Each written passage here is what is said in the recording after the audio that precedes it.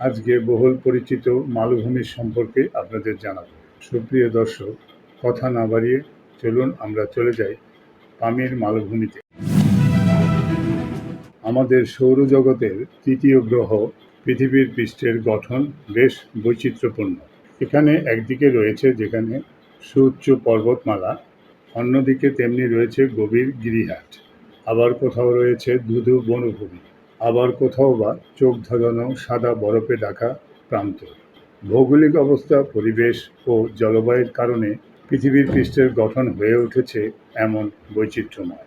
পৃথিবীর এই বৈচিত্র্যময় গঠন প্রণালীর এক বিশেষ বৈশিষ্ট্য হচ্ছে মালভূমি। সাধারণত কয়েকটি পাহাড়ের চূড়া সংযুক্ত হয়ে যে বিশেষ ধরনের সমতল ভূমি তৈরি হয় সেটি মালভূমি হিসেবে পরিচিত। মালভূমি শব্দটি শোনা মাত্রই সর্বপ্রথম পামির নামটি মাথায় আসে, কারণ পামির মালভূমি ভৌগোলিক কারণে বেশ আকর্ষণীয় হয়ে ওঠে ভ্রমণ পিপাসু মানুষদের কাছে। একই সাথে ভূতাত্ত্বিক গবেষকদের কাছেও পামির মালভূমি বেশ গুরুত্বপূর্ণ। পামির শব্দটি মূলত আঞ্চলিক শব্দ পমির থেকে আগত, যার অর্থ সূর্যের পাড়। পৃথিবীর সবচেয়ে উঁচু এবং বৃহত্তম মালভূমি হল এই পামির, যা মধ্য এশিয়ায় অবস্থিত। এই মালভূমিটি কোনো একক দেশে অবস্থিত নয়, বরং কয়েকটি দেশের সীমানায় এটি start. Tajikistan, Afghanistan, Uzbekistan, Kyrgyzstan, তিব্বত, চীন এবং পাকিস্তানের কিছু অংশ নিয়ে পামির মালভূমি গঠিত। সমুদ্রপৃষ্ঠ থেকে 16,000 ফুট উঁচু এই মালভূমি। তবে শুধু সর্বোচ্চই নয়, তিব্বত মালভূমির সাথে সম্মিলিতভাবেই পামির পর্বতভূমির সংলগ্ন মালভূমিটি পৃথিবীর সবচেয়ে বড় মালভূমির অঞ্চল, আর এর জন্যই একে পৃথিবীর ছাদ বলা হয়। সাধারণত সমুদ্রপৃষ্ঠ থেকে 300 থেকে 6 মিটার উঁচু কোনো সমতল ভূমিকেই মালভূমি হিসাবে গণ্য করা হয়। এর গঠনগত বৈশিষ্ট্যের জন্য অনেকেই এটিকে টেবিল ল্যাম্প হিসেবে সম্বোধন করে। পামির গতির চারপাশে ছড়িয়ে ছিটিয়ে রয়েছে অসংখ্য পর্বতরাশি, যার উত্তর পূর্ব দিকে রয়েছে 3 শান পর্বতমালা, আর মধ্যভাগে আলতাই স্থনভাই পর্বতমালা অন্যতম। পামিরের পূব দিকে কুনলুন ও দক্ষিণ পশ্চিমে কারাকোরাম পর্বতমালা অবস্থিত। সর্বদক্ষিণে রয়েছে পর্বতপতি হিমালয়। পানির মালভূমি মূলত কুনলুনের শাখা, আনতিনতাক 3 শানের মালভূমি ও হিমালয় মধ্যভাগে অবস্থিত। হিমালয়ের বেশ কাছাকাছি অবস্থিত হওয়ায় বছরে প্রায় 5 ইঞ্চি পর্যন্ত তুষারপাত হয় পৃথিবীর ছাদ নামে খ্যাত এই পামির মালভূমিতে। প্রতি বছর অন্তত স্বল্প সময়ের জন্য এখানে গ্রীষ্মকালের দেখা মেলে, তখন এখানে প্রাণচাঞ্চল্য ফিরে আসে। পামির মালভূমি এর সংলগ্ন অঞ্চলে বসবাসকারী মানুষদের জন্য এই স্বল্প গ্রীষ্মকাল বেশ গুরুত্বপূর্ণ।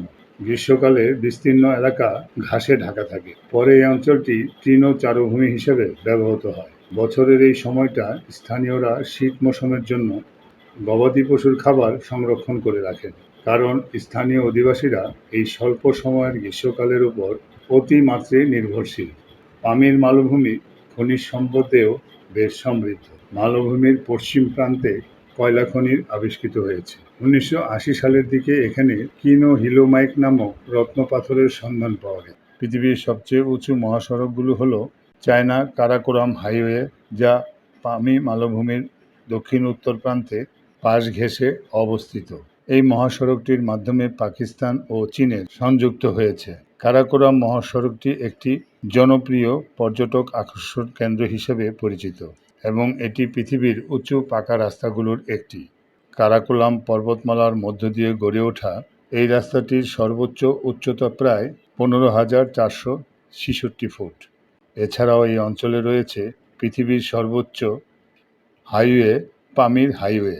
পামির হাইওয়ে প্রধানত তাজিকিস্তানের তুষানবে আর কিরগিজস্তানের কৈশের শহরকে সংযুক্ত করেছে। প্রাচীনকালের সবচেয়ে বড় ও প্রসিদ্ধ সিল্ক রোড পামির পর্বতমালা অতিক্রম করে বিস্তৃত হয়েছে।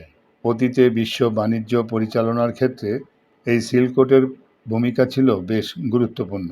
চীনের প্রাচীন রাজধানী জিয়াং থেকে পামির পর্বতমালার উপর দিয়ে অতিবাহিত হয়ে এই রোড জিনজিয়াং রাজ্যের সবচেয়ে বড় শহর কাশগড়কে সংযুক্ত করেছে। এই সড়কটি গড়ে ওঠে খ্রিস্টপূর্ব প্রথম শতকের হ্যান রাজবংশের আমলে। পরবর্তীতে ১০ম শতাব্দীতে চীনের সং রাজবংশের আমলে তা আবার বন্ধ হয়ে যায়। ২০১৪ সালের দিকে তা আবার চালু করার পদক্ষেপ নেওয়া হয়, যার উদ্দেশ্য ছিল মহাদেশব্যাপী যোগাযোগ কাঠামোর স্থাপন এবং আন্তর্জাতিক অর্থনৈতিক অঞ্চল করিডোর স্থাপন। পামি মালভূমিতে গ্র্যান্ড চশমা হর্স স্কিন নামে একটি স্থান রয়েছে, যা সিল্ক রোডের বণিকদের কাছে বেশ বিখ্যাত ছিল। স্থানীয় মানুষেরা বিশ্বাস করেন এখানে গোসল করলে চর্মরোগ দূর হয়। ইউনেস্কো ২০১৪ সালের জুন মাসে চাংহা তিনহা করিডোরকে বিশ্ব ঐতিহ্য হিসেবে স্থান দিয়েছে। ভৌগোলিক ও আঞ্চলিক বিস্তারগত কারণে পামির মালভূমি অঞ্চলে সামরিক ঘাঁটির স্থাপন এবং খনিজ সম্পদ আহরণ নিয়ে একাধিক বিবাদেরও সূত্রপাত ঘটে।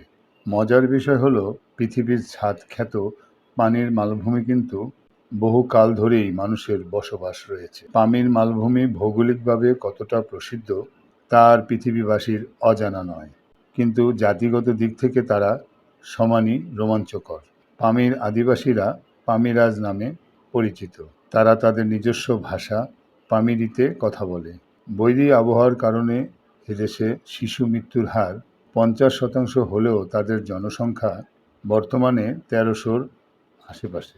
তাদের পোশাকে একমাত্র স্বতন্ত্র বৈশিষ্ট্য লক্ষ্য করা যায় এবং তা একই সাথে তা তাদের নিজস্ব সংস্কৃতিও বহন করে।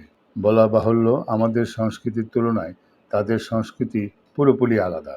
পামিরাজদের অলিখিত নিয়ম, বাড়ির বড় ছেলের চাকরি নিয়ে বাইরে যেতে হয় এবং ছোটরা বাবা মার দেখাশোনা করে।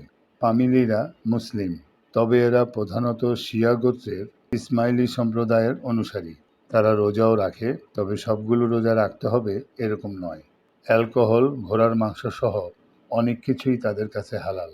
পামির মালভূমি অঞ্চলে কিছু কিছু চাষাবাদও হয়। পর্বতের ঢালের দিকেই অল্প বিস্তর চাষাবাদ করা হয়। বর্তমানে এখানে পাথরের জমিতে ট্রাক্টর দিয়ে ধান চাষও করা হয়। তবে উপরের দিকে মানুষগুলোর গবাদি পশু পালন ও পর্যটনের উপরই বেশি নির্ভরশীল। তাদের পর্যটন মৌসুম চলে জুন থেকে সেপ্টেম্বর মাস পর্যন্ত। পর্যটন মৌসুম চলে গেলে তাদের তেমন কাজও থাকে না। এ সময় নিত্য প্রয়োজনীয় জিনিসপত্রের দামও বেড়ে যায়, কারণ তুষারপাতের কারণে যোগাযোগ ব্যবস্থা নাজেহাল হয়ে পড়ে। মজুত করা খাবার আর গৃহপালিত পশু, সাথে পাথর মাটি মেশানো বাড়ি শেষ সম্বল হয়ে দাঁড়ায় তাদের জন্য। এখানকার বাসিন্দারা গবাদি পশুর মধ্যে ভেড়া, ইয়ক বা চংরি গাই নামে এক ধরনের পশু পালন করেন। তাদের খাদ্যচক্রেও এর প্রভাব দেখা যায়। পাউরুটি, ঘরে বানানো জ্যাম, গ্রিন টি, ডিম খাদ্য তালিকার অপরিহার্য অংশ, সাথে মাংস, দুধ ও দুগ্ধজাত খাবার। তবে সমুদ্রপৃষ্ঠ থেকে অনেক উঁচুতে অবস্থিত হওয়ায় এখানে উচ্চতাজনিত অসুস্থতা খুবই সাধারণ ব্যাপার। আর্টিচু সিকনেস প্রধানত অক্সিজেন স্বল্পতার জন্য দেখা যায়। এর লক্ষণগুলো হচ্ছে অল্পতে হাঁপিয়ে যাওয়া, নিঃশ্বাস নিতে কষ্ট হওয়া, বিচ্ছিন্নভাবে ঘুম হওয়া, মাথা ব্যথা ইত্যাদি। তবে স্থানীয় মানুষেরা এই পরিবেশে অবস্থিত হলেও পর্যটকদেরকে প্রায়শই বিপাকে পড়তে দেখা যায়। পামির মালভূমির ভৌগোলিক অবস্থান এবং ভৌগোলিক দিক থেকে বৈচিত্র্যপূর্ণ হওয়ায় বরাবরই পর্যটকদের জন্য শীর্ষে রয়েছে। এছাড়াও প্রতিকূল পরিবেশে অ্যাডভেঞ্চার প্রিয় অভিযাত্রীদের জন্য পামির মালভূমি একটি উপযুক্ত স্থান। তাই পৃথিবীর সর্বোচ্চ এই মালভূমি বেশ গুরুত্বপূর্ণ।